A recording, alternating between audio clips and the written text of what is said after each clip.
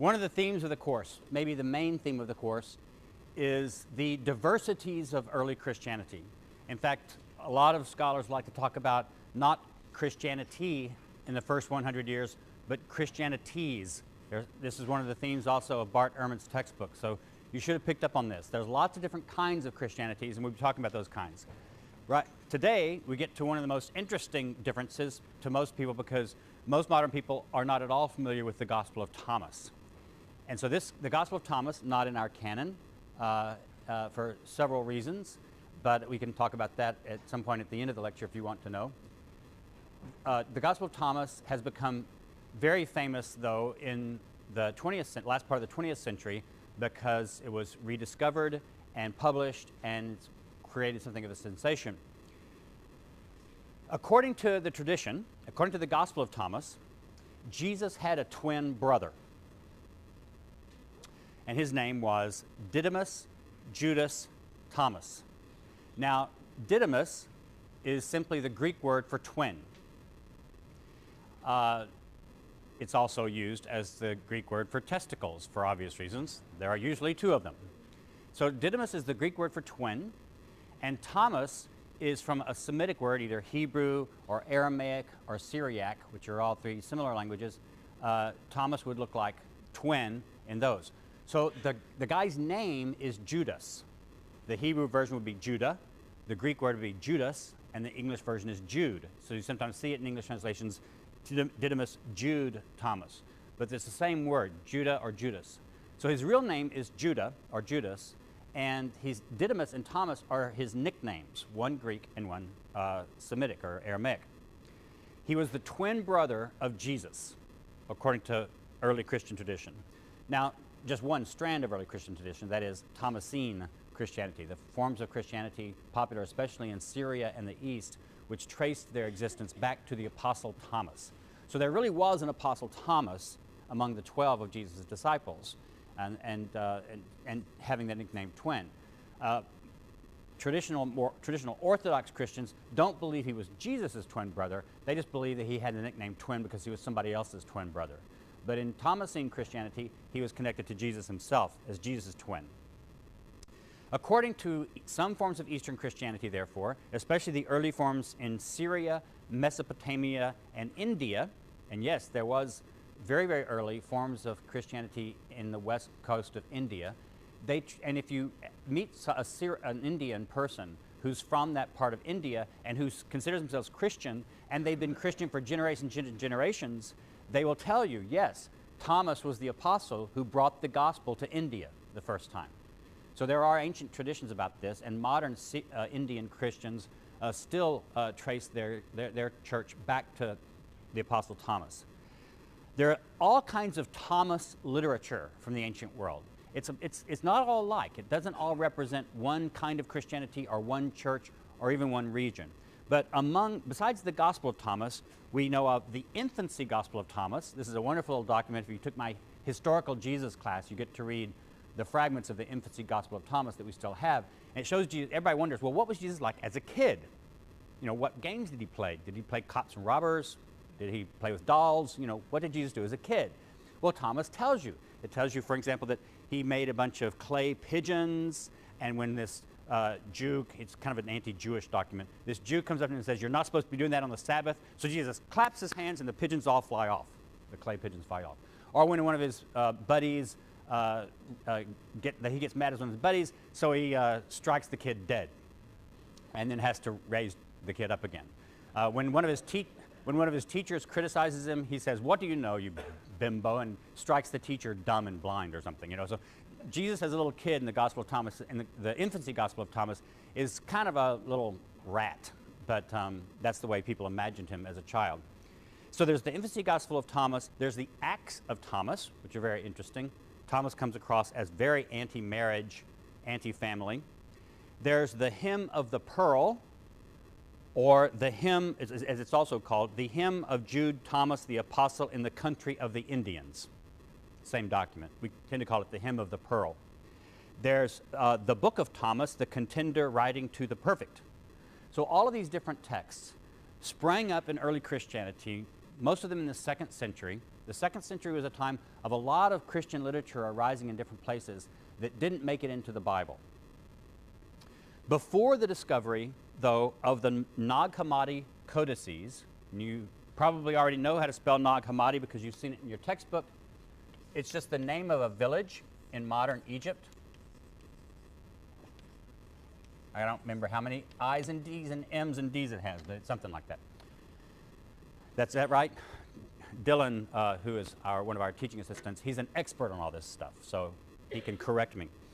Nag Hammadi is a village in Egypt, and in 1945, while they were digging for some clay and that sort of thing, some Egyptian peasant found 13 large books. Remember the word codex or codices I talked about in one of the early lectures means the kind of book that has pages and all sewn up on one side to distinguish it from a book that's in a scroll form. So by this time he found these books. They had been buried there probably sometime in the 4th century, so in the 300s, and they'd probably been hidden there because that's about the time that certain forms of Christianity were being outlawed and declared heretical. There are 13 of these big books, and it's right along the Nile River, and we call these the Nag Hammadi Library or the Nag Hammadi Corpus, the Nag Hammadi text. That's just because the modern village near where they were found is Nag Hammadi. Before this 1945 discovery, and the Gospel of Thomas is one of many, many different texts that were discovered in this library material. Before this, we knew that there was a Gospel of Thomas because early Christian writers would talk about it, usually to condemn it. And we had a few papyrus fragments, 3 papyrus fragments, that had Greek versions of just parts of the Gospel of Thomas, just pieces of it, from Oxyrhynchus, Egypt. But the Nag Hammadi discovery was really very, very exciting because it greatly increased our knowledge of some forms of Christianity that the only thing we had known about them was by Orthodox writers condemning it. And you know, when one kind of writer is condemning another bunch of people, you can't necessarily trust what they say. Orthodox writers, for example, claimed that Gnostics, who they took to be these heretics, we would talk about Gnosticism in this lecture, they said, oh, they have these wild sex orgies, and they drink blood, and they have cannibalism. Well, regular Christians were accused by their enemies of doing precisely the same thing. So we don't believe everything, but when we found these Nag Hammadi texts, we had sort of first-hand texts from these people who understood Christianity differently than what would come to be Orthodox Christianity. Now, the modern study of Gnosticism, therefore, has been completely revolutionized by this study because it brought to light a complete version of the Gospel of Thomas, although it was in Coptic translation of the Greek. It was originally written in Greek, translated into Coptic, which is an ancient Egyptian language. But it also brought to light all these other texts, not all by the same people, not all reflecting the same views. Some of them, for example, are just pieces of Plato or parts of the Bible and that sort of thing. These texts, as I said, were the texts we actually have, the Nag Hammadi Codices, were written around the time 350, and we know this because the cardboard that was used to bind these things was made out of papyrus fragments and paper fragments that were older. So by dating some of the pieces of paper that were used to make the cardboard that bound these things, we can tell when at least these books were put together. But we think that a lot of these texts were actually written in the 2nd century, and the Gospel of Thomas, most scholars would say, is written before the year 200. Some scholars believe that the Gospel of Thomas goes all the way back to the 1st century and may even be as early as Mark or Q or even earlier. I think probably the majority of scholars don't believe that. I think the majority of us believe that the Gospel of Thomas was probably first written in Greek in the first half of the 2nd century, so between 100 and 150. But we don't really know. It's just a complete guess. Some of the sayings in the Gospel of Thomas look actually older. Bart Ehrman talks about why you would think a saying in one form might be older than a saying in another form. And that's debatable, but some of us, if we just compare the sayings side by side, those in the Gospel of Thomas, to some people would say, well, this looks actually like an older version of this saying of Jesus, or an older version of a parable of Jesus that we find in Matthew or Mark. And so some people have said, even if the Gospel of Thomas itself comes from the 2nd century, it may well contain what are more ancient versions of sayings of Jesus. This is why when people do historical Jesus research, that is, trying to figure out from the multiple Gospels that we have, what did the historical Jesus really say and really do, historically determined, people will use the Gospel of Thomas sometimes to say, well, this is actually more likely what Jesus actually, close to what Jesus actually said, and the canonical Gospel writers have edited it up a bit. So it's very debatable about that, but that's part of the value of the Gospel of Thomas, is that for a lot of scholars, we believe it takes us back at least to close to the time of Jesus in some of its sayings, but not necessarily in all of its sayings. There are 114 sayings, as you by now know, in the Gospel of Thomas, and as I said last time, scholars like to use 2-bit words when 1-bit words would do just as well. So instead of calling these sayings, you will often see them called logia. That's the plural. Logion is the singular. Logion is just Greek for a saying. So logia is just Greek for sayings. So often in scholarship, in your textbook, sometimes it'll say Logion 114 from the Gospel of Thomas. And that just means saying 114. There are 114 of them. And in fact, they're introduced, the Gospel is introduced by just the words, these are the obscure or the hidden sayings that the living Jesus uttered and which Didymus, Jude, Thomas wrote down. So it gives you sort of this little title right there at the beginning. Notice, there's no passion narrative. There's no description of the death of Jesus. There's no resurrection. And actually, most people think that Jesus speaks as if he's already been resurrected. So does this author intend us to think that this is the post-resurrection Jesus? Or did he just assume that even before his death, Jesus just talked this way? You have to use your imagination because the author doesn't really tell us much.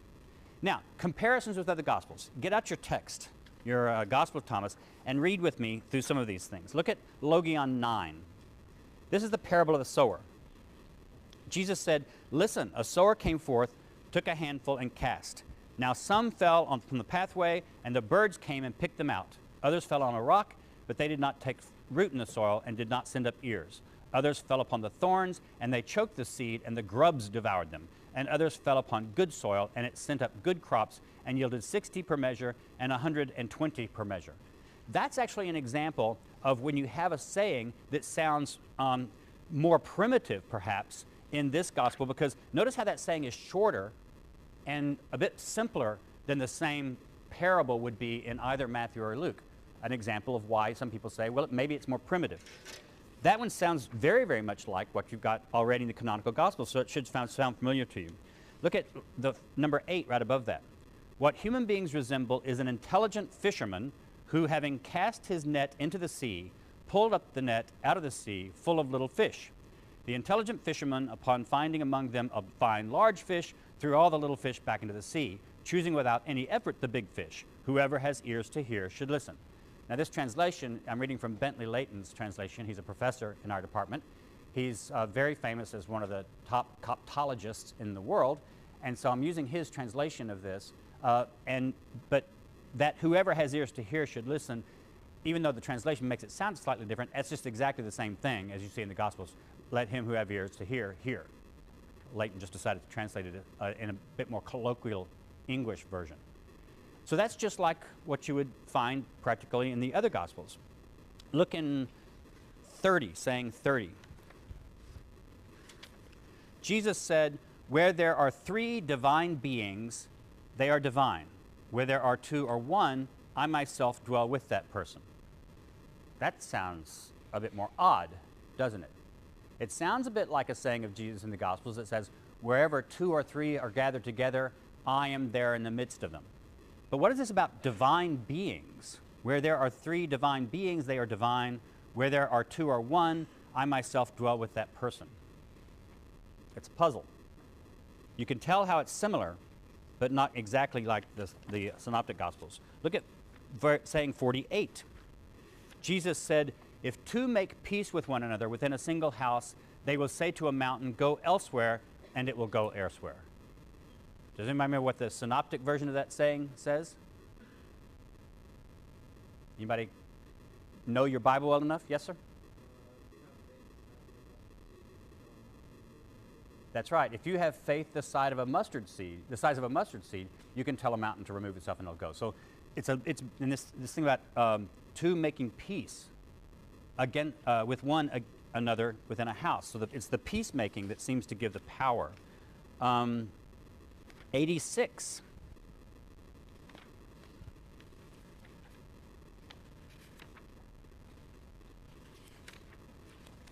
Jesus said, "Foxes have their dens and birds have their nests, but the Son of Man has nowhere to lay his head and gain repose." Now that sounds funny. Up until the last couple of words, it sounded just like the Synoptic Gospels, but this, at least Leighton, is translated, and it doesn't just say, "and get rest," and rest, lay his head and rest. Professor Leighton has, for some reason, translated this to sound a bit odd, "and gain repose."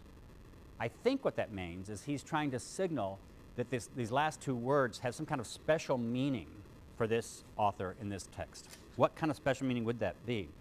And then 113. These are just examples of sayings that look very much like what we already have seen in the Bible. His disciples said to him, "When is the kingdom going to come?" Now we've got this in the Gospels also in the Bible. Jesus said, "It is not by being waited for that it's going to come. They are not going to say, 'Here it is,' or 'There it is.' Rather, the kingdom of the Father is spread out over the earth, and people do not see it." This is not the kingdom coming in the future, as we've seen it in Mark and Matthew and Luke. This is the kingdom is already here around the earth. And if you don't know that, it's just because you aren't recognizing it. There are, though, really interesting peculiarities of the Gospel of Thomas, and let's look at some of those. First, look at 13. These are some sayings that look more odd to us. Jesus said to his disciples, "Compare me to something and tell me what I resemble." This is starting off sounding like what we've seen already. Simon Peter said, "A just angel is whom you resemble." Matthew said to him, "An intelligent philosopher is what you resemble." Thomas said to him, "Teacher, my mouth utterly will not let me say what you resemble."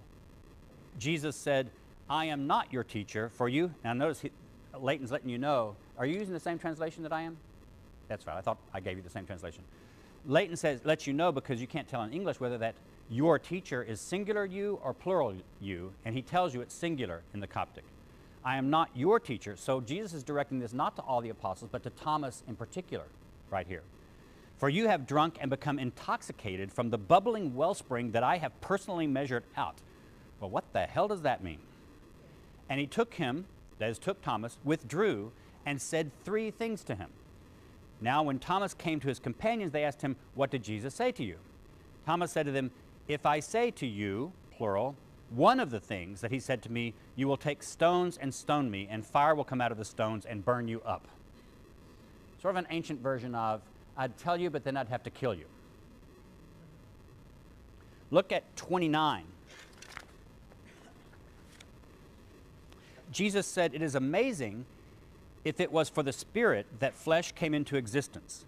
And it is amazing indeed if spirit came into existence for the sake of the body. But as for me, I am amazed at how this great wealth has come to dwell in this poverty." What does that mean? Look at the very last saying. I hope some of you noticed this when you were reading over this before you came to class. Simon Peter said to them, "Mary should leave us." He's talking about Mary Magdalene, probably. "For females are not worthy of life." Jesus said, "See, I am going to attract her to make her male, so that she too might become a living spirit that resembles you males. For every female that makes itself male will enter the kingdom of heaven." Okay. Look at 24. I'm just picking out some sayings that are rather mysterious. His disciples said, "Show us the place where you are, for we must seek it." He said to them, "Whoever has ears should listen. There is light existing within a person of light, and it enlightens the whole world. If it does not enlighten, that person is darkness." The previous saying had this duality of male and female that was somehow significant in some mysterious way. This one shows us there's also a duality of concern to this author of light and darkness. So there's dualisms, and especially a light-darkness dualism, male-female dualism, and a soul-body dualism. We've already seen that. There's also this word that Leighton translates as the entirety, and some modern translations will just leave it, they'll just transliterate the Greek that it's from, pleroma. Pleroma is a Greek word that comes important in some philosophy in the ancient world, and some intellectual, and it just means the all or the fullness. But it's an abstract word meaning full or fullness. But it comes to be some kind of technical term that refers to, I don't know, all of existence or the fullness of being, or like think of German philosophy with fullness with a being with a capital B, or existence with a capital E. So that word is often occurs here, and when you see the word entirety in Leighton's translation, he's translated that word pleroma. Jesus said, and this is 67, if anyone should become acquainted with the entirety, the pleroma, and should fall short at all, that person falls short utterly. Several other places, saying 77 has another reference to that. Notice we've already seen that this text does not take the kingdom of God as something existing in the future. In fact, this text is not at all eschatological. Remember we encountered this word in a previous lecture, which just means something having to do with the end. Eschaton in Greek meaning the end. This author is not eschatological. He doesn't think Christianity, he doesn't think Jesus' teachings are about the future at all. They're about now. They're about the present. So there are several sayings in Thomas, unlike the sayings in the Gospels, in the canon, that are not eschatological. They very much point to the present. There's also something else. This author is concerned about something like integration. Look at saying 61. Jesus said, two will repose on a couch, one will die, one will live. Salome said, who are you, O man? Like a stranger, you have gotten upon my couch, and you have eaten from my table. Jesus said to her, it is I who come from that which is integrated. I come from that which is one. I come from that which is not divided. I was given some of the things of my Father. She apparently, there's a lot of holes in the text where you see those dots, and that's showing that there are lacunae, that is just holes in the actual document that Leighton, that we get this from. So there are gaps in the text. I am your female disciple, she seems to say to him at some point. And then eventually he seems to answer, therefore I say that such a person, once integrated, will become full of light. But such a person, once divided, will become full of darkness. So there's a divided, integrated dualism that's going on in this text also. The kingdom is invisible. I think I've already pointed this out. The idea is that the kingdom is not something you say, look, it's over there, or look, it's here. 1:13, I've already read that. The kingdom of the Father is spread out over the earth, but most people don't see it. And then look at saying 3, right at the very beginning. Jesus said, if those who lead you say to you, see, the kingdom is in heaven, then the birds of heaven will precede you. If they say to you, it is in the sea, then the fish will precede you. But the kingdom is inside of you, and it is outside of you. When you become acquainted with yourself, now the word acquainted here means when you become really knowledgeable, and it comes from, the Greek word here is gnosis, where we get the term Gnostics. That Greek word means gnosis, but it means gnosis in some kinds of technical way in these documents, which is, it's not something you just know with your head. It's something you really, really know. And so to express that, Professor Leighton usually translates this word as acquaintance, or becoming acquainted with it. When you become acquainted with yourselves, then you will be recognized, and you will understand that it is you who are children of the living Father. But if you do not become acquainted with yourself, if you don't have gnosis of yourself, then you are in poverty, and it is you who are the poverty. What is all this going on? These things are things that sound a bit familiar, and we might be able to figure them out because these are themes. You can tell that there are things of light and darkness, poor and riches, inside and out, soul and body, spirit and body, male and female. But there are some sayings that are just really inscrutable. Look at saying 7. Jesus said, blessed is the lion that the human being will devour, so that the lion becomes human. And cursed is the human being that the lion devours, and the lion will become human. What does that mean? I have no clue. And that's really honest. Look at 15.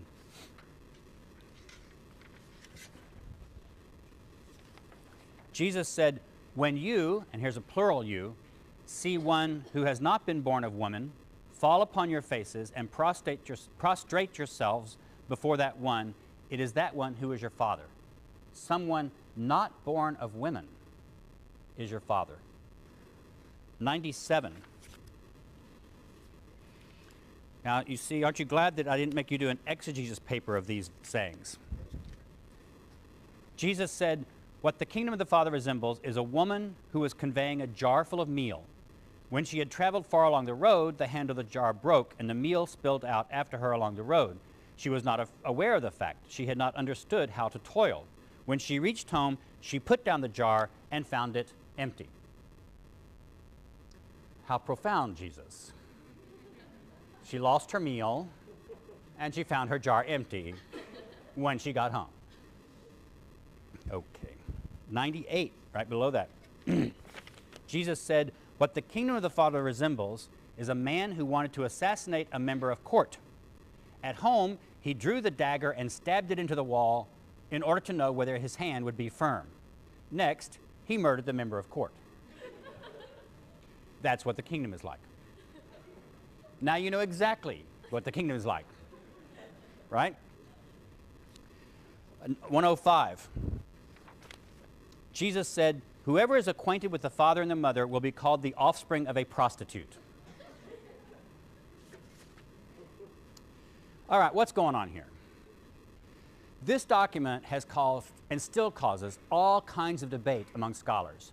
You could go online right now and you will see tons and tons and tons of stuff written about the Gospel of Thomas, some by real scholars and intelligent, wise people like me, although I've actually never written about the Gospel of Thomas because I don't want to get in that mess. But I have good scholarly friends who publish on the Gospel of Thomas and argue their theories. Others by just absolute kooks who are using the Gospel of Thomas for all kind of experimental spirituality and religion and, you know, mind stuff. I'm trying to watch my language. So, but then you'll also have, even if you took very reputable scholars, you will have wide differences of opinion. And one of the big differences of opinion right now, when the Gospel of Thomas first became published, people are sort of talking about it as, oh, this is a Gnostic gospel. It represents a form of Gnosticism, which I'll explain in a moment. Other people have said, no, it's not Gnostic. It doesn't have all the main things that we look for. In fact, they've even said we shouldn't even use this term Gnosticism anymore because it doesn't refer to anything we can actually locate in the ancient world. It refers to a whole bunch of different things, and nobody can come up with a good definition of Gnosticism or the Gnostic church. So scholars right now, some scholars will say, let's get rid of the term entirely and call it something else, whatever it is this thing is. Others continue to use the term. Bart Ehrman wrote your textbook, if you'll notice. He goes ahead and sort of takes the Gospel of Thomas as representing some kind of Gnosticism, but maybe not all of whatever would be called Gnosticism, and he admits that there's a big debate. Now I'm going to, a little bit of terminology. I've already told you what the term Gnostic comes from this word gnosis, and the word Gnostikos was used by some people in the ancient world to refer to themselves, but they didn't necessarily mean by that they were in some kind of sect called Gnosticism. For example, Clement of Alexandria, who wrote around the year 200, a very famous early Christian scholar, considered by later Christianity to be perfectly orthodox. He talked about Gnostic Christians and thought he was himself a Gnostic Christian. And what he meant by that apparently was just that he was one of the more knowledgeable. He was one of the more wise Christians. He was in the know. And he seems also to have had an idea that there were two kinds of Christian knowledge. There's public knowledge that all Christians have, and then there's special kind of hidden knowledge, esoteric knowledge, that only certain kinds of Christians have.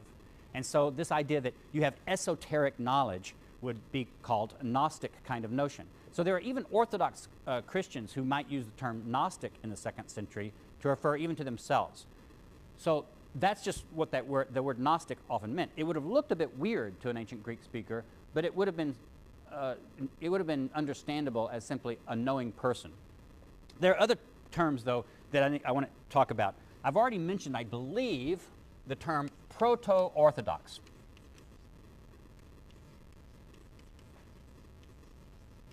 The word orthodox, of course, just means right thinking, right opinion. Ortho, from Greek, right, or true, or correct, or straight. Doxa, meaning opinion or thoughts, or then it comes to mean doctrine, too. The problem with using the word orthodox is that the opposite of orthodox is usually heresy. eventually, through different church councils in the 4th and 5th and 6th centuries, what counted as Orthodox Christianity became more clearly defined, and then anything that wasn't that could be labeled heretical Christianity, and it was even outlawed at different times in late antiquity. So, for example, the Nicene Creed that proclaims that the doctrine of the Trinity becomes Orthodox. Doctrines that say that the Trinity is not true, or that there's not the Holy Spirit and Jesus and the Father, are not Orthodox. They're heretical, or sometimes you'll see the term heterodox. Hetero just means other. So it's not ortho, it's other. So Orthodox, though, the problem is we can't retroject that term easily back into the 2nd century, because in the 2nd century, there are tons of different Christians and tons of different churches that had many different views, and they didn't all agree. Some people were sort of experimenting with the doctrine of the Trinity, but a lot of Christians wouldn't have recognized the doctrine of the Trinity in the 2nd century. Some people believed that Jesus was fully divine. Other people believed, no, he was fully human but not divine. Some people believed he was both. Some people believed he was a mixture of both. Some believed that sometimes he was one, sometimes he was the other. We'll come back to this issue of what did people believe Jesus was, and that's the doctrine of Christology. What do you believe about Christ? But right now, I'm just going to tell you that we call Christians in the 2nd century and the 1st century proto-Orthodox, because we know that calling them Orthodox is anachronistic in this time, because there wasn't two clearly delineable Orthodox and heretical groups or churches. Proto just means earlier than, or the first.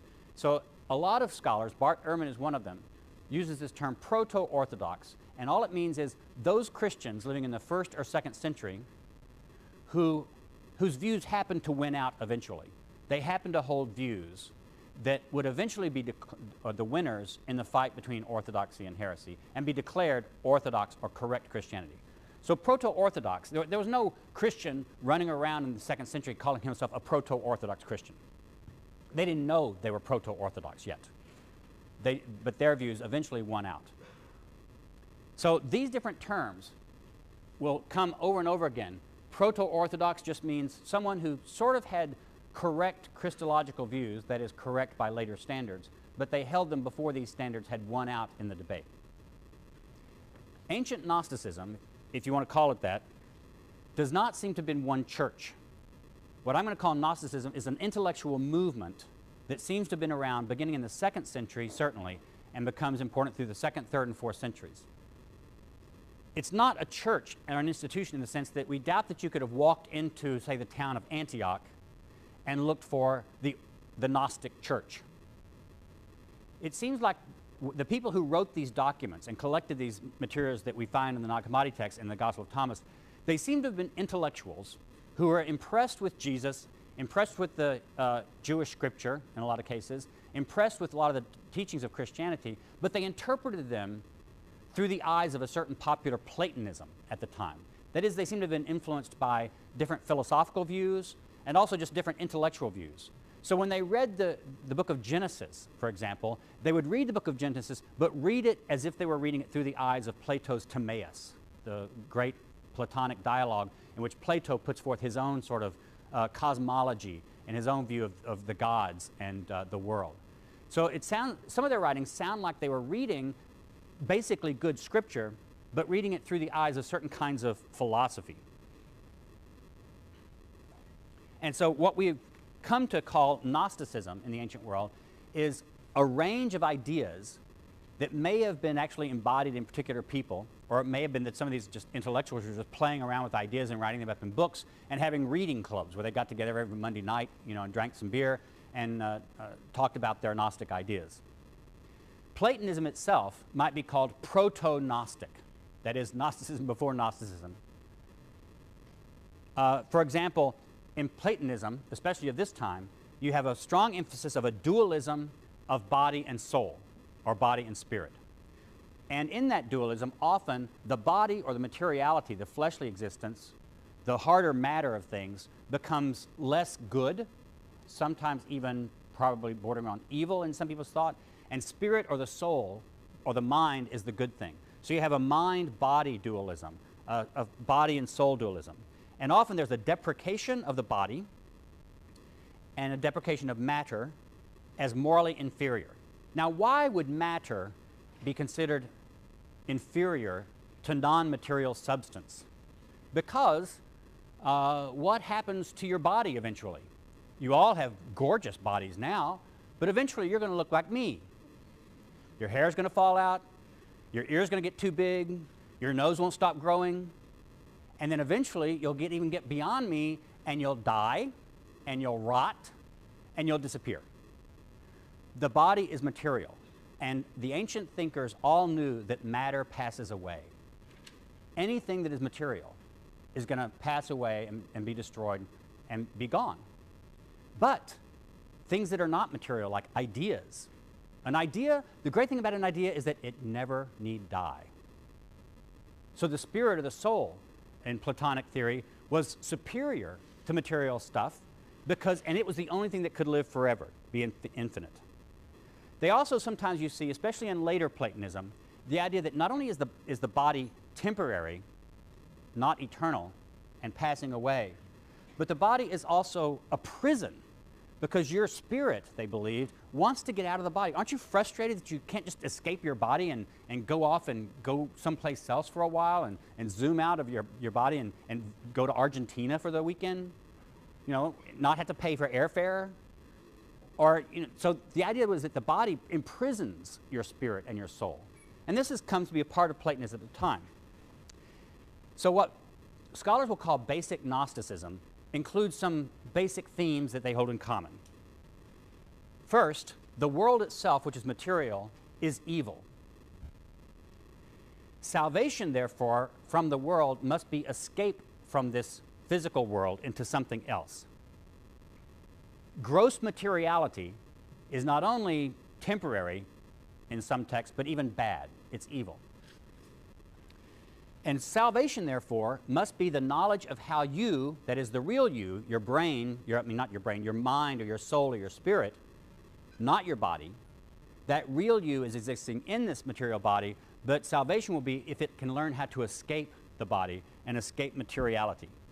That salvation will become by knowledge, and that knowledge is a secret. Not everybody knows it. So only a few people know it. The content of this knowledge is related to human origins and destination. So sometimes you get these elaborate myths developed in some of these texts. Let's say that the supreme God is, in fact, has no name, is not a particular thing. It's this thought. It's just thinking. It's just abstract thinking. That thinking thinks. Well, what does the thinking thing think? The thinking thinks thoughts. Those thoughts start becoming emanations out of the thinking. And then those emanations think and emanate, and those become lesser beings still. And so the different divine beings, there are lots of divine beings that exist in the universe, and by thinking and being, they emanate inferior forms of being after themselves. And eventually, what happened is those inferior forms of being get less good and less like the most ultimate being. And one of them, according to one myth, Sophia, which means wisdom, it's a female name, but it also means wisdom. Sophia decides she wants to emanate, and she's supposed to do that with a male consort, because by this time these beings have male and female versions of themselves. She's supposed to only emanate or procreate by doing so with her male consort. She decides she wants to be like the supreme God and be able to emanate on her own. So she puts out a being on her own. In other words, she sort of gives birth without needing a man. Just the female principle. Well, of course, when you do that, you end up with a monster. So the being that came out of Sophia ended up being a clumsy, maybe evil god. All of these are divine beings. That god decided at some point he wanted to create things, and so he didn't really do it very well. So he made our earth. He made the world as we know it. He made little human beings like you, just out of dirt and clay. And that's why, you know, we were all creation, not of the supreme God who would do nothing imperfect, but of some stumbling or evil, at least clumsy God who made us. That explains why, you know, things go wrong. Why is it that my arthritis acts up all the time? Couldn't God have made a human body that didn't have arthritis? Well, it's because the supreme God didn't make this body. The evil, clumsy God made the body. This happened, and so the world that we created, when you read in Genesis, it says God created the world, that's not the highest God. That's some clumsy God down further on the hierarchy of divine beings in the universe. That God created what we are. Now, what happened was at some point, either Sophia or some other beings, they got sorry for all of us clay-like mud people. And somehow a little spark of the divine itself either fell down or got cut up or put in our bodies, or God placed in our bodies or blew it into our bodies. But at least some human beings, not all human beings. In fact, human beings are in different categories. There's, the really low human beings like undergraduates. Then there are beings who are a little bit higher like graduate students. And then you have the supreme beings, Gnostics, like professors. So the true Gnostics, so it's not really like undergraduates and graduate stuff, because some of you could be Gnostics. You would be the ones who really have a real spark in you, a spark of the divine. That spark of the divine wants to escape the mud body that it's trapped in. But you probably don't even know that you're really a spark trapped in a mud body until somebody comes along and tells you. And that's the job of the Redeemer. That's what Jesus did. Jesus was a Redeemer from the Supreme God who comes in to find those people who have a spark of the divine in them, to blow on that spark, to get it going, and to get you to remember where you came from. You're not a mud body after all. The real you came from God himself, God's very self, the Supreme God. So the true message of Christianity, according to these guys, is to learn who you are, where you came from, so you can escape the body and get back to your true origin. That is, you will become one with God again. And this was expressed in a poem by Theodotus. It went like this: who we were, what we have become, where we were, whither we were thrown, whither we are hastening, from what we are redeemed, what birth is, what rebirth is. Okay, now you answer the riddle. It's a poem riddle. Who we were. If you're a Gnostic, who were you? Answer. Divine being. Thank you. See, it's not hard. I'm not answering questions. I'm just trying. You'll remember this better if you answer. What have you become? Mud, entrapped in a dead body, entrapped in materiality. Where were you? Heaven, with the Divine Father, with God. Whither we were thrown. Where have you been thrown? Into the earth, into the world, into materiality. Where are you hastening? Where are you going in such a hurry? Back to the Divine God. What are you redeemed from? You're redeemed from Jesus, the material world. You're redeemed from being embodied. What is birth? In this system, what is birth? Damnation, death. When you're born, your spark is entrapped in your body. That's not a good thing. You shouldn't be celebrating your birthday, for crying out loud. That's like celebrating when you were thrown in prison. And what is rebirth? Death, or learning your true self, learning that the true self won't die at all. So this learning is your rebirth. So the little poem is a riddle that contains these doctrines within itself. So here's the true self. The spark of light is trapped in an alien body with all its sensual passions. Sex, therefore, sensual desire, erotic desire, is a bad thing. It's an evil thing, because that you're just trying to trap more sparks into more mud bodies.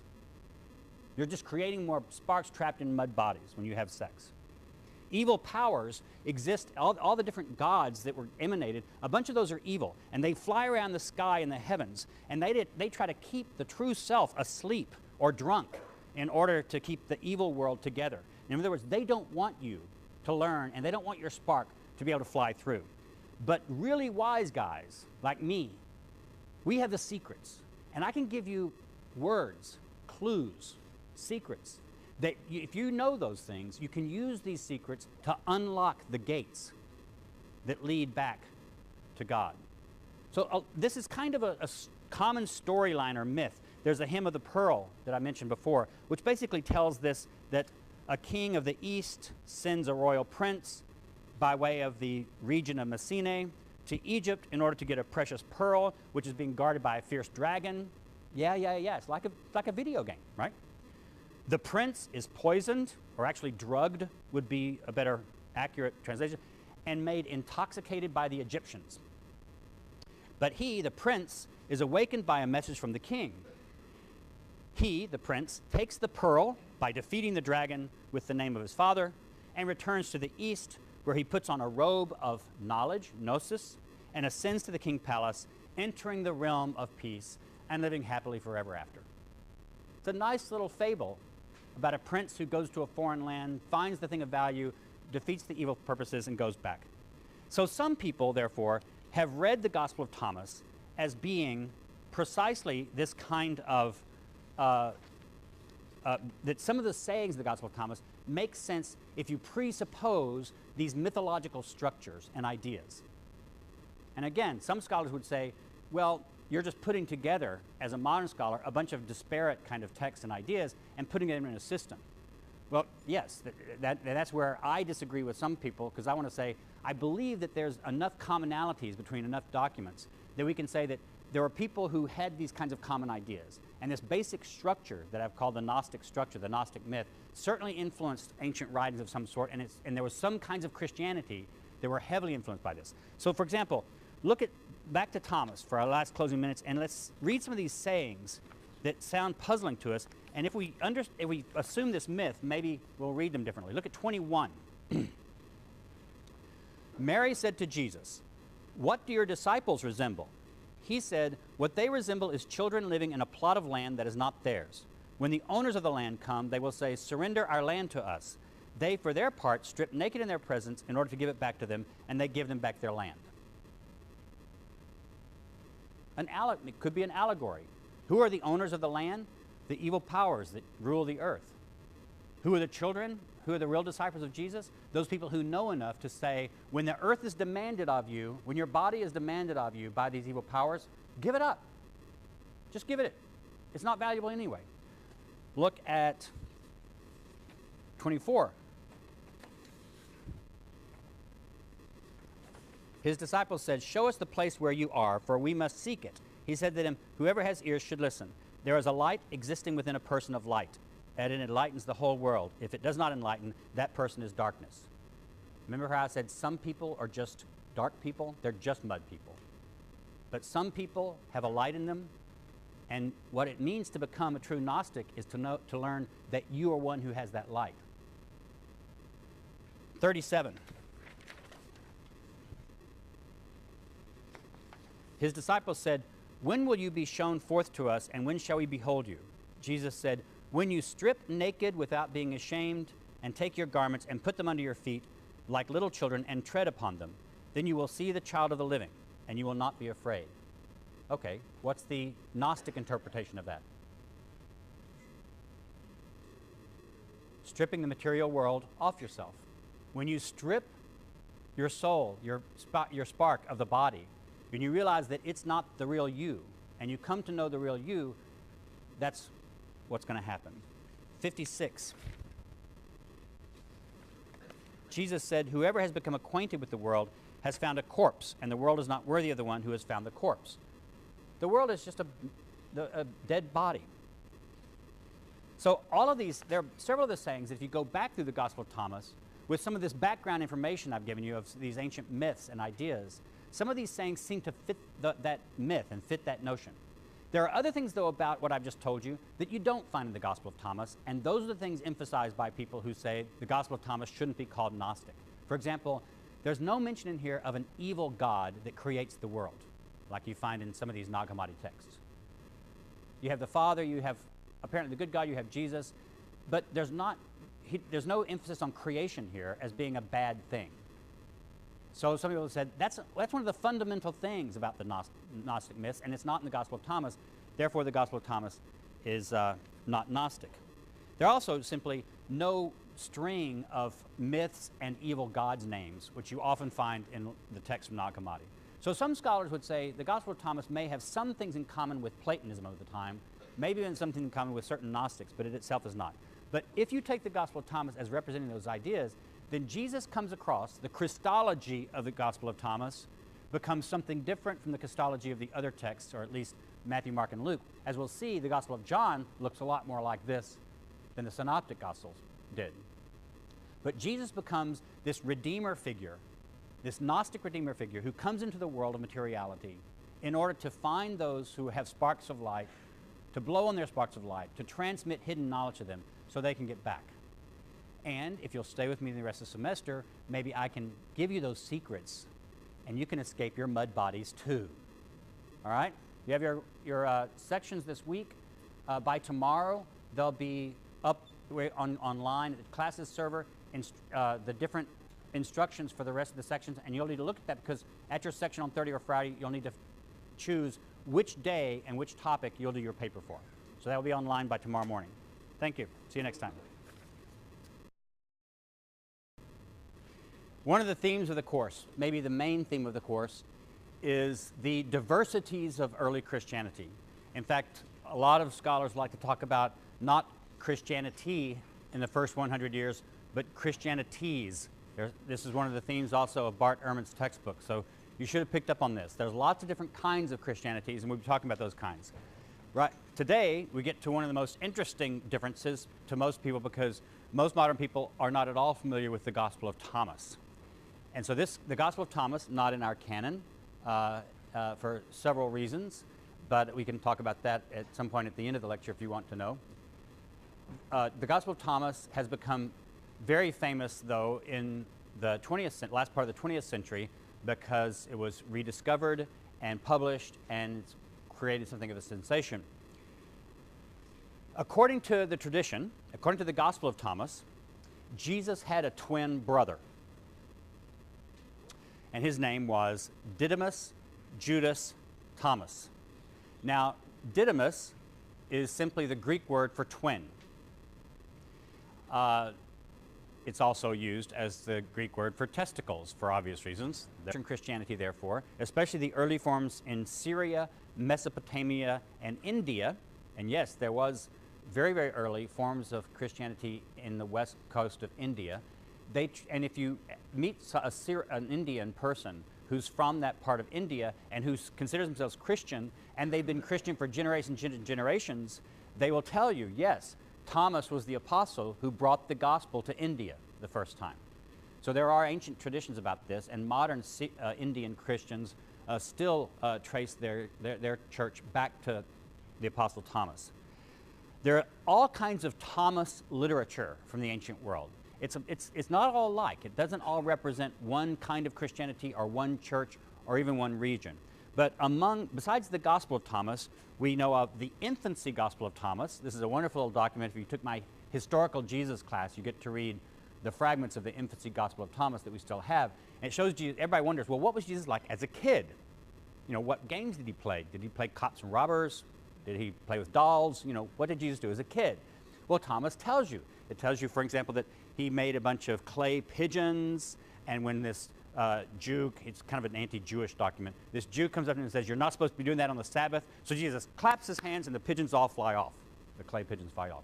Or when one of his buddies, he gets mad at one of his buddies, so he strikes the kid dead and then has to raise the kid up again. When one of his teachers criticizes him, he says, "What do you know, you bimbo?" and strikes the teacher dumb and blind or something. You know, so Jesus as a little kid in the Gospel of Thomas, in the Infancy Gospel of Thomas, is kind of a little rat, but that's the way people imagined him as a child. So there's the Infancy Gospel of Thomas. There's the Acts of Thomas, which are very interesting. Thomas comes across as very anti-marriage, anti-family. There's the Hymn of the Pearl, or the hymn, as it's also called, the Hymn of Jude Thomas the Apostle in the Country of the Indians. Same document. We tend to call it the Hymn of the Pearl. There's the Book of Thomas, the Contender Writing to the Perfect. So all of these different texts sprang up in early Christianity, most of them in the 2nd century. The 2nd century was a time of a lot of Christian literature arising in different places that didn't make it into the Bible. Before the discovery, though, of the Nag Hammadi Codices, and you probably already know how to spell Nag Hammadi because you've seen it in your textbook. There are usually 2 of them. So Didymus is the Greek word for twin, and Thomas is from a Semitic word, either Hebrew or Aramaic or Syriac, which are all 3 similar languages. Thomas would look like twin in those. So the guy's name is Judas. The Hebrew version would be Judah. The Greek word would be Judas, and the English version is Jude. So you sometimes see it in English translations, Didymus, Jude, Thomas. But it's the same word, Judah or Judas. So his real name is Judah, or Judas, and Didymus and Thomas are his nicknames, one Greek and one Semitic or Aramaic. He was the twin brother of Jesus, according to early Christian tradition. Now, just one strand of early Christian tradition, that is Thomasine Christianity, the forms of Christianity popular especially in Syria and the East, which traced their existence back to the Apostle Thomas. So there really was an Apostle Thomas among the 12 of Jesus' disciples, and having the nickname twin. Traditional Orthodox Christians don't believe he was Jesus' twin brother. They just believe that he had the nickname twin because he was somebody else's twin brother. But in Thomasine Christianity, he was connected to Jesus himself as Jesus' twin. According to some forms of Eastern, it's just the name of a village in modern Egypt. I don't remember how many I's and D's and M's and D's it has, but it's something like that. That's that right? Dylan, who is one of our teaching assistants, he's an expert on all this stuff, so he can correct me. Nag Hammadi is a village in Egypt, and in 1945, while they were digging for some clay and that sort of thing, some Egyptian peasant found 13 large books. Remember the word codex or codices I talked about in one of the early lectures means the kind of book that has pages and all sewn up on one side to distinguish it from a book that's in a scroll form. So by this time he found these books. They had been buried there probably sometime in the 4th century, so in the 300s, and they'd probably been hidden there because that's about the time that certain forms of Christianity were being outlawed and declared heretical. There are 13 of these big books, and it's right along the Nile River, and we call these the Nag Hammadi Library or the Nag Hammadi Corpus, the Nag Hammadi text. That's just because the modern village near where they were found is